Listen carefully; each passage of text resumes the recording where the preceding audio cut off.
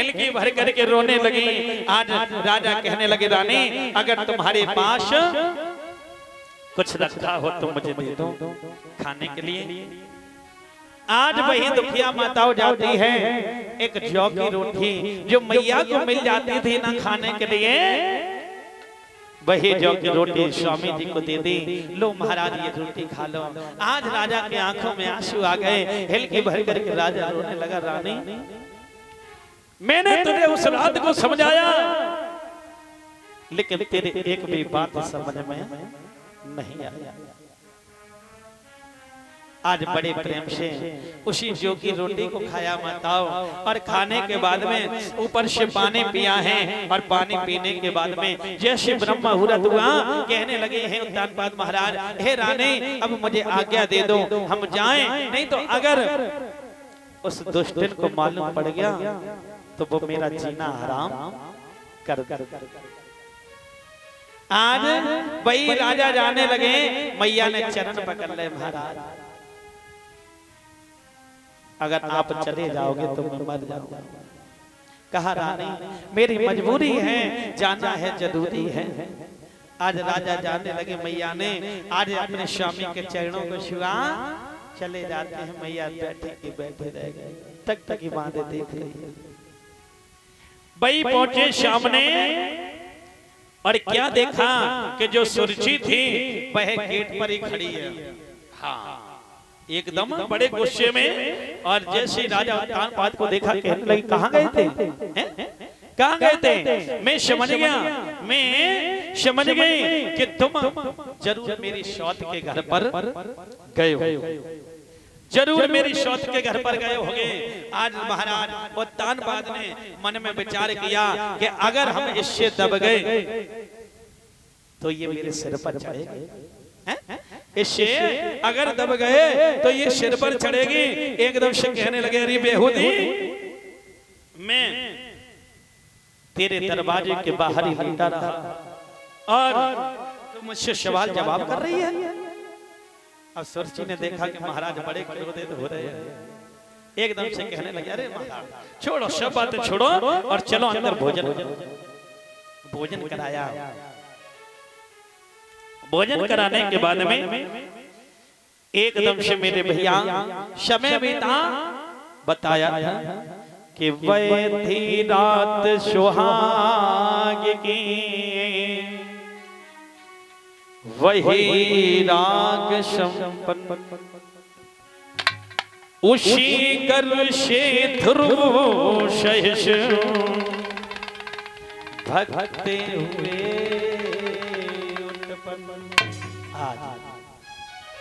वही रात बड़ी ही प्रेम भरी रात थी माताओं।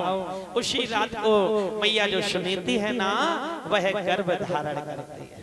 बड़ी गोविंद भगवान भाई मैया सुनीति मेरे भैया गर्भ धारण करती हैं, और इधर मैया सुरची भी करती है। उसी रात को समय बीता, सुरची मैया के गर्भ से एक सुंदर से बालक ने जन्म लिया,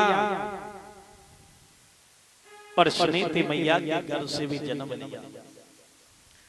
अब देखिएगा महाराज फर्क कि सुनीति मैया के गर्भ से जो बालक ने जन्म लिया वो झोपड़ी में लिया, वहां पर कोई देख रेख करने वाला नहीं है, और इधर सुरची के गर्भ से जो बालक ने जन्म लिया वहां पर एक नहीं बल्कि 10 दासियां लग लग।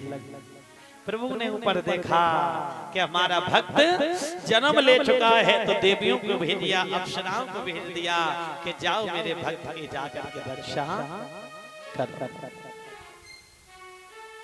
क्योंकि ये कभी लिखता है कि एक वृक्ष की 2 डाली पर किस्मत जुदा जुदा है, एक डाली जाए हवन में एक से जल रही चिता है। एक वही तो वृक्ष है ना कि उसी वृक्ष की डाली जिससे सुबह यज्ञ भी होता है, और एक उसी वृक्ष की डाली भैया जो कि चिता में लगी है। क्यों बड़े भैया हैं? फर्क इतना ही है कि सब किस्मत का खेल है। एक बाप के 2 बेटे पर किस्मत जुदा जुदा है। एक महलों में पल रहा, एक पत्ते पर पड़ा है। बहुत उद्यम मचाता है। यानी वही बात है मेरे भैया, ध्यान रखना।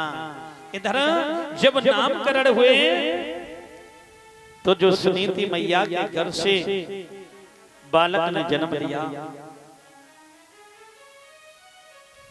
उस बेटे का नाम पड़ गया ध्रुव। और सुरुचि के घर से जो बालक ने जन्म लिया उसका नाम पड़ा उत्तम। बोलिए गोविंद भगवान की। दोनों बालक बड़े हुए और एक ही कॉलेज में पढ़ने के लिए जाते हैं, लेकिन ध्रुव बेटा को ये नहीं मालूम कि मेरा पिता भला कौन है। जितने ध्रुव बेटा पढ़ने में तेज है, उतने ही उत्तम पढ़ने में निल है, यानी कमजोर है। माता ध्यान रखना, पढ़ने में निल है। एक दिन दोस्ती हो जाती है, और जब दोस्ती हुई तो खेलते खेलते महाराज उत्तानपाद की सभा में पहुंचे।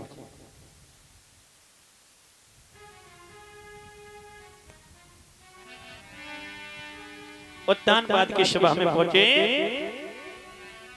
एक दासुर जे पुत्र मग मारो पे लालिनी उत्तमम नारुरुच्छन्तम ध्रुवम राजभेनंदना। भाई ध्रुव बेटा खेलते खेलते महाराज उत्तानपाद की सभा में पहुंच गया, और जैसे महाराज उत्तानपाद ने देखा तो उत्तम को तो गोद में बिठा लिया, लेकिन ध्रुव बेटा वहां का खड़ा क्यों रह गया परीक्षित महाराज? क्योंकि उनको भी डर था किनका? सुरुचि का। फिर मन में ख्याल आया थोड़ी देर बाद कि जैसे मेरा बेटा उत्तम है, वैसे बेटा मेरा ध्रुव भी तो है? एकदम से जैसे बिठाना है ध्रुव बेटा को भी, उसमें से एक चुगलखोर उठा और भागा। कहां के लिए? बड़े भैया रानी सुरुचि के पास के लिए। कहा महारानी बड़ा गजब हो गया, बड़ा गजब हो गया। अरे क्या हुआ भाई? कि महारानी तेरे और राजा ने, महारानी तेरे और राजा ने तेरो सम्मान घटाओ है। तेरी सौते को लड़का राजा ने और अपनी गोदी बैठाओ। चुगली कर दी, क्योंकि आजकल बहुत लोग हैं यानी किसी को बढ़ते हुए नहीं देखना चाहते हैं। कोई अगर कोई व्यक्ति बढ़ रहा है तो उसको गिराने की कोशिश करेंगे। माता ध्यान रखना है कि ये व्यक्ति बढ़ कैसे जा रहा है। उसी प्रकार जब बेटा को बेटा देखा तो जाकर के चुगली कर दी कि जाओ देखो तुम्हारे जो सौत का लड़का है ना, महारानी ने अपनी गोद में बिठा दिया, महाराज ने गोद में बिठा दिया। एकदम से भागी और भाग करके माताओं जैसे भागी और ऐसा थपेड़ा दिया और झटका मार करके बेटा को जमीन पर वो मासूम बेटा गिर जाता है। और जैसे गिर जाता है तो एकदम से रो करके कहने लगा, मौसी तू मुझे क्यों मार रही है? अरे मौसी ऐसी अंबर क्या भूल हो गई जो कि तुझे मुझे मार रही है? और रो करके वही बेटा बोला, माँ